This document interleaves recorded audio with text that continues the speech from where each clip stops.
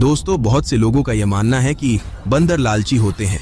अगर ऐसा होता तो ये बंदर करीब 5 किलोमीटर की दूरी को इतनी मुश्किल से तय करके सिर्फ एक घर की तरफ नहीं जाता।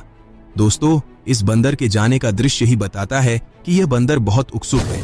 लोग उसे रास्ते में खाने की चीजें भी देते हैं, मगर वह अपने दोस्त के घर पर जाने से पहले कोई भी अन्न का दाना नहीं ग्रहण करता और जल्द ही दौड़ते हुए वह अपने दोस्त के घर पहुंचकर वहां आराम से भोजन करता है।